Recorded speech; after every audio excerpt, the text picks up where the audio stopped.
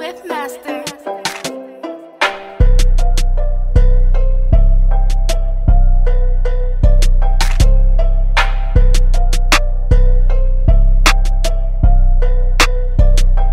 What's going on, everybody? It's your girl Lalaa Shepard checking in, and this is the progress report. And I got my very special guest of the day, Mr. Clay James. How are you? I'm chilling. That's what's up. Now, for the people that don't know you, who is Clay James? Man, Clay James is from Savannah, Georgia. I was born in Atlanta. You know what I'm talking about? I've been back and forth really my whole life. So, you know, I always tell people, Atlanta made me, Savannah raised me. That's right. You know what I'm saying? Just so I don't leave nobody out. You dig what I'm talking about? I'm a member of Kappa Alpha Psi Fraternity Incorporated. You know what I'm saying? I'm a fly nigga. I'm a player. But I'm intellectual too. You dig what I'm talking about? So yeah, that's Clay James. Most def. I recently went to Savannah for my first time, and I actually really enjoyed it. And the food was good, by the way. So shout out to Savannah. Straight like that. Most def. So what makes you the Prince of the South? Man, I feel like, you know, Tip, Scarface, Pimp C, Bun B, you know what I'm saying, all the people that came before us. Like, I don't really agree that it's just one king of the South. Right, I agree. Because I feel like everybody is kings of their area. Like, you got Tip in the A, you had Pimp and Bun in Houston. For sure. You got Scarface in Houston. You know what I'm saying? You got Bootsy for Louisiana. I feel like everybody is ambassadors of their area. And I feel like you got the cats like me that's coming up really carrying the torch. You got me, you got Scotty ATL, right. You got Starlito, you know what I'm saying? You got the younger cats that's really kicking, pimping on some country rap tunes type shit. So I feel like we princes, because we going to be kings too after the other kings' reign is over. You dig what I'm talking about? That's right. So yeah. Okay. Well, congratulations on your record deal with Snoop, man. That's major. And, you know, my thing with Snoop, I love how he's able to stay relevant and current with the times. His latest album, Never Left, is super dope. I'm riding to that joint every day. For sure. So what do you think it is about you that made Snoop want to sign you? It was my hustle. And that's all it was. Because it's plenty of dope artists in Dog Face every day, all day.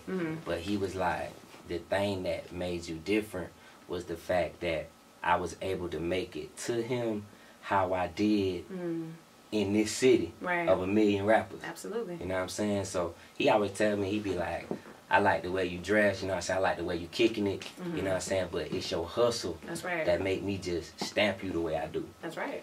Okay. So, I respect that. Now, speaking of hustling and grinding, how long have you been, you know, pursuing your music career? Because I know you've been doing it for a while. And how many tapes do you have out? I've been rapping since 2010, which in retrospect ain't a long time. Yeah. I got partners I kick it with who been doing this for like 15 years. That's true. They been doing it since they was kids. Right. But being that I came in late, I felt like I had to outwork everybody. For sure. I had to work like 4 to 5 times harder than the cats that been doing it before me.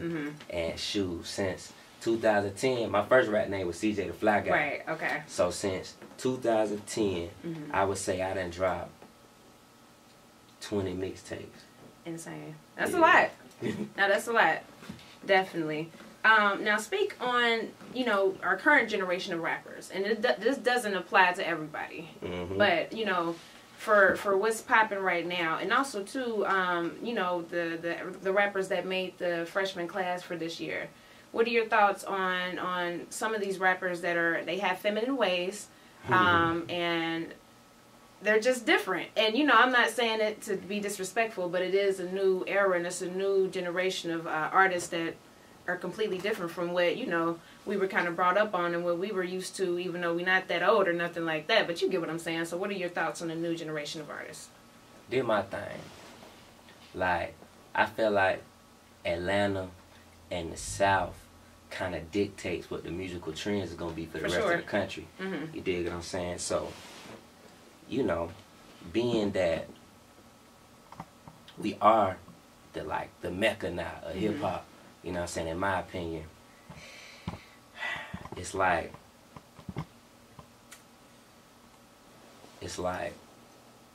it's two sides to this South thing. You got the cats that's doing what you said, what we just talked about, and you got the cats that's doing what I'm doing. For sure. Now, I don't feel like one should be here and the other one shouldn't. For sure. You know what I'm saying? Because it's 24 hours in a day. So if I want to turn up and listen to some club music. I'm gonna listen to these new cats because it seems like that's all they really care about. You dig what I'm saying? The party, the dances, the turning up. You know what I'm saying? Everything is cool with me with the new generation except the excessive drug abuse. Absolutely. You know what I'm saying? Because that's really killing people, and that's you know what I'm saying. A lot of youth not really cognizant to the chemicals they putting in their body. Right. You know what I'm saying? They just hearing folks rap about it, and they thinking that's what you supposed to do because that's what your favorite rapper doing. Right. And I don't agree with the excessive drug abuse, like I said, and I don't really agree with all the fashion. You know what I'm saying? Like, people got to realize that in this society, we as black men, that since slavery, they've been trying to demasculinize, demasculinate or demasculinize black men in this society. So when you putting on the spandex jeans, you know what I'm saying, dresses, things that women, rompers, you know what I'm saying, things that women wear, you're really falling into that trap of this country trying to, you know what I'm saying, make the black man not look as strong as it is. So that's the only problem I really had with that too. Like, you gotta look at the bigger picture. Absolutely. These folks pushing you like they doing because you are aligning yourself with their plan inadvertently. True. Absolutely, I agree You know with what that. I'm saying? So that's my take on that. You know what I'm saying? I just wish folk would just wake up and just kind of just see what's going on around you, because you can't, you know what I'm saying? Music is one of the most powerful tools to persuade a culture. Absolutely. You know what I'm saying? So you can't just play into the hands of these higher up people that are using music and using certain tools in media and fashion to, you know, make the black man look a certain type of way. Right. You know what I'm saying? Definitely. So that brings me to my next point. Speak on being a black man in America. It's tough. It ain't easy. You know what I mean? Like, I feel like every day you wake up, you fighting for something. Especially if you're in the South. It's way different in the South because, you know, the South is like, this is the Confederate states. You know what I mean? It's where the civil rights movement really took place. You feel me? So a lot of these folks around here hasn't broken out of their ways. Right. So, you know, I do shows all over below the Bible Belt. You know what I'm saying? And every place is different. You know what I'm saying? The country you go, you kind of, you feel the vibe, you feel the tension. You know what I'm saying? Coming from folks of a different color. Right. You dig what I'm saying? And it's different, man. And it should put you in a mind state of wanting more and wanting to change things and wanting to work harder. You know what I'm saying? So that we can get past all these stereotypes that folks done put on us, saying we lazy, we don't do nothing. You know what I'm saying? We ain't got no sense. You dig what I'm talking about? So, you know, that's being a black man in America, I feel like. Okay. You know, I feel like you just got to stand on yours too. Really make a difference, man. Try to influence other folks that's coming up under you so that, like I said, we can change these stereotypes these folks don't put on us. For sure. I agree with that. Now, talk about being raised from by a single mother. Being raised by a single mother puts you in the mindset of no matter what happens, you got to get it done. Because that's how single mothers is, by any means necessary. You know what I'm saying? Also, kind of, most cats, if you're a guy, because, you know, a mother can do the best she can to raise a son, but it's certain things you're going to have to learn from a man. That's right. So that's why you see a lot of, like, young cats in the streets going to gangs. You know what I'm saying? A lot of young cats lean on their uncles a lot. That's what I did. Like, my uncles and my coaches coming up, because I played ball, I played basketball for a long time. I thought that was going to be the ticket until I stopped growing. You know what I'm saying? So, you know, you lean towards your coaches, your pastors, your reverends, you know what I'm saying? Whatever your religious background is, the head of your church, you know what I'm saying? A lot of times you lean on that too.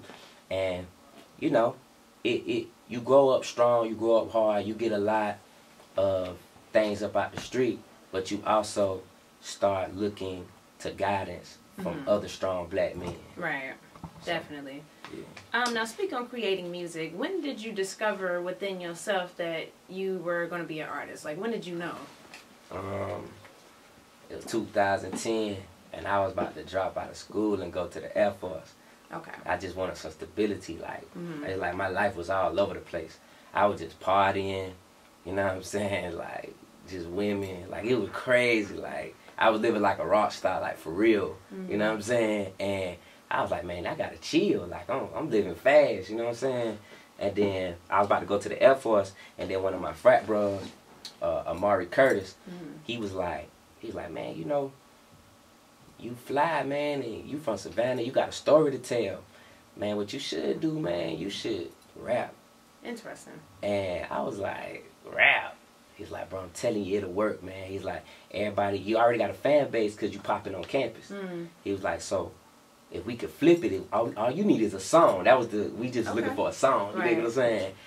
And, you know, that was the initial plan. So I started going to the studio with him. He started taking me, bringing me around other rappers. That's how I met Messiah the Rapper, the other half of Southern Players. I met him in that studio. Where? And you know, it was just really an idea. And then it turned into my passion. And then it turned into me living a dream. Right. Most def. I respect that. Now, speak on your experience pledging as a Nupe. Oh,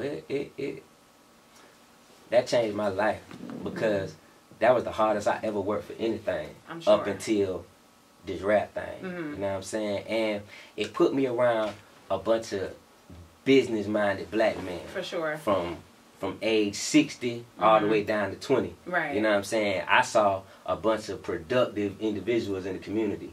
I saw a bunch of cats that was fly.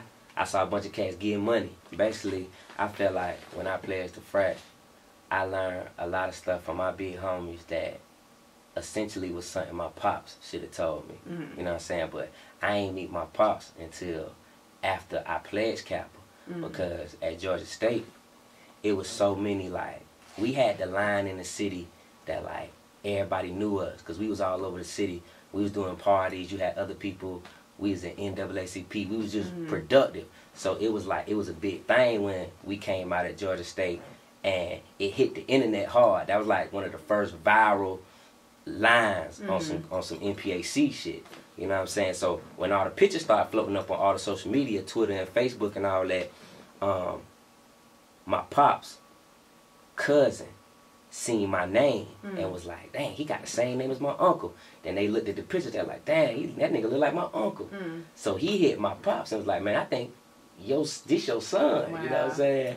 And he was like, yeah, that's my son. His mama took him from me a long time ago. That's what he said. Right. To them.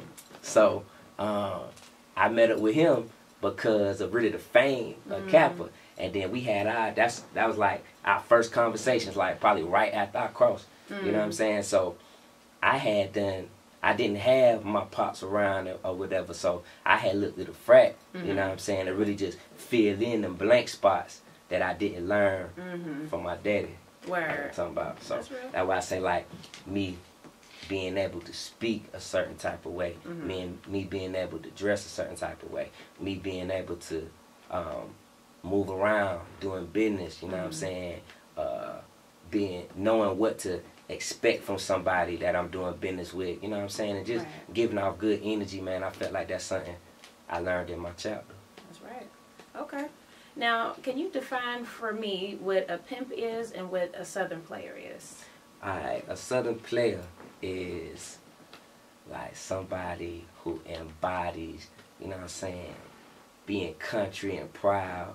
You cool, you kicking flav, you know what I'm saying? You like soul food, you like old school whips, you know what I'm talking about? You love Outkast, you love UGK, you feel me? You love Goody Mob, man. You love the Dungeon Family, you know what I'm saying? You love Scarface, you know what I'm saying? Like, it's just a way of life, you know what I'm saying? Like, you ain't with no bullshit, you know what I'm saying? You ain't with no extra shit, you ain't with no rah-rah shit, man. You just want to have fun, man. Smoke your herb, you know what I'm saying? Drink your brown, you know what I'm saying?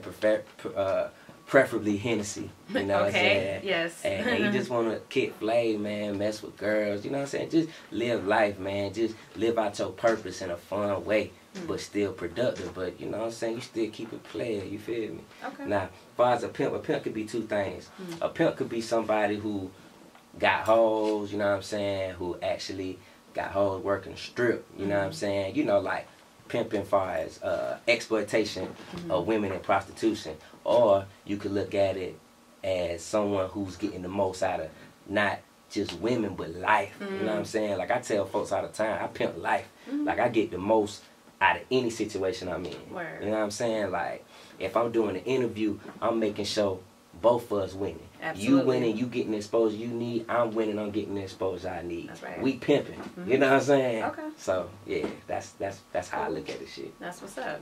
Now, what would a Clay James, Outkast, and Goody Mob song sound like? It'll sound like the Clash of the Titans, because I'm coming in there, even though they're my idols. I'm coming in there. I want niggas to say, "Boy, hey, Big Boy and Gil, them niggas did their thing, but the new nigga boy, Clay James, he went crazy." That's right. You know what I'm saying? But and it's gonna sound like old school, but modernized. And it's going to be able to be relatable to our generation and their generation. I like that. Yeah. Okay. Now, question for you. If Tommy HiFilger came in here and offered you a $1 million deal, would you I ain't take taking it. Nah. Why not? Because I remember when I was a legit, when the whole thing hit about Tommy saying he felt a certain type of way about the number of black folks that was wearing his clothes. You know what I'm saying? So I don't wear Tommy. Okay. Ever. Like Pimp C say, nigga, Polo fuck that HiFilger. And Pimp C one of my idols. For sure. So it's like, if I ever took a Tommy HiFilger sponsorship deal or anything, for one, Pimp will be rolling in his grave. And two, you know what I'm saying, my fans will think I ain't real. Because I say that all the time. I be like Pimp say, Polo fuck that HiFilger. Because people done start back rocking this shit, and y'all forgetting what happened about 10 years ago. You know what I'm saying? So, yeah, that's how I feel about that. Okay, understood. Now, speak on going on your first tour. How's that? Oh, man, it was crazy. It was everything folk think it is. Like, I ain't, like, moving around with Snoop is like, you with the president. For sure. You know what I'm saying? Like, it's hella security, it's hella people bugging out. They want autographs. They crying. Even with us, man, we did South by Southwest, right? It was me and October London. You know October. I like October, yeah. We chilling in the VIP, and it's up high. Like, you would have to jump over to get where we at. Okay. Man, you got folks passing me in October articles of clothing for us to sign. You know what I'm saying? Both of us. Like yeah, pass it to him, pass it to him. Right. So we signing stuff, passing it down to people. Then you got, we talking to dog. You got chicks. Security got their back turned, trying to jump over the rope. Jeez. Mind you, now this is like they would be, if it was track and field, like it would be like a high jump. You dig what I'm saying? Like they would have got the gold medal in the high jump. I'm dead. You feel me? Yeah. They jumping over the ropes, trying to get to dog. You know what I'm saying? Like jumping in October lap, jumping in my lap. Like it was like amazing. Like South by Southwest, when I knew, I was like, okay, I'm in some shit. For sure. You know what I'm saying? Like I'm in some real wild shit. You feel me? But it's cold though. Like dog fan base. I feel like he got one of the most loyal fan bases ever. Absolutely. And it ranged from age. Let's see. My mama she teach kids, and she said they know who he is. Straight up. They like 8 or 9. Of course. So you talking about 8 or 9 to 80. Absolutely. You feel me? Plus. Maybe older than that. Yeah, maybe. It gotta be. Yeah, definitely. I feel like Snoop can't go nowhere in the world without being recognized. For sure. He can't walk outside this studio and not be recognized, or in Antarctica. I don't think he could walk around in the street. That's real. You know what I'm saying? That's real. So what's next for Mr. Clay James? Well, right now we in Uptown Studios. I'm working on an EP with Chris Walker and my boy K-Fam. Okay. I ain't really got no definite name for it. I'm leaning towards 2-player, but I be changing my name so much. You know what I'm saying? I go through so much during the course of a day that gives me inspiration, and titles be changing, names be changing. So we just gonna say 2-player. Okay. It's with Messiah the Rapper or whatever. And it's executive produced by K-Fam and C. Walker. And then I turned in my album, my first album that's gonna drop with Dog. Dope. I turned that in 2 weeks ago. Okay. So I'm waiting on a release date for that, and that should be coming out soon. Nice. We actually getting the marketing plan, advertise, all that label politics shit. You know what I'm saying? We getting that straight. Word. Or whatever. It's crazy. This nigga calling me. Okay. Mazo. Hello? I'm doing an interview. Let me call you right back. I'm glad you called me because now I got to say your name. Yeah. But Mazo, that's my in-house producer or whatever. Zoe produced Southern Playa shit. That's actually the song that got me found by Dog. Right. That was my first song that he released under Doggy Style Records. Mazo is on my project, my album, 2 or 3 times. Other producers are FKI, Big A, Psycho Knox. Nah, I didn't put nothing with 30 Rock on this one. Okay. He gonna be on another project I got coming out in a couple months called Clay James and Friends. Okay. I'm gonna do that and throw a concert. Okay. But actually, me and 30 Rock, what people don't know, that was a an award show out in Cali. It was the indie music awards. And I didn't even know I was in it. So somebody called me from LA and it was like, Clay, where you at? And I was like, what you mean? They was like, well, they just called your name. I was like, where you at? And he told me the award show. It was in Hollywood. Dope. Red carpet event. And basically, I had won Hip Hop Song of the Year. Okay. And that was a song, Hallelujah, that was produced by 30 Rock. And so we got a trophy on the way, and I ain't even know nothing about it. That's all right. I just God work, you feel me? So yeah, me and 30, we do good work together. We critically acclaimed, you know what I'm talking about? Right. I like when you guys collab. Definitely. So, yeah, between the Country and Pride album and then this EP with Messiah, Chris Walker, and K-Fam, I'm booked up, you know what I'm saying? Right.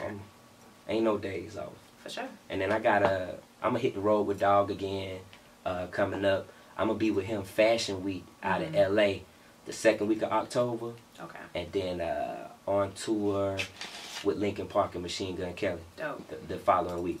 Nice. So that's what's on the schedule right now. That's what's up. Hey, this your Southern Playa partner, Clay James, repping that Doggy Style South. Hey, shouts out to the Progress Report. Shouts out to Lalaa. You know what I'm talking about? We kicking flav, man. You can follow me at Who is Clay James on everything. Yeah.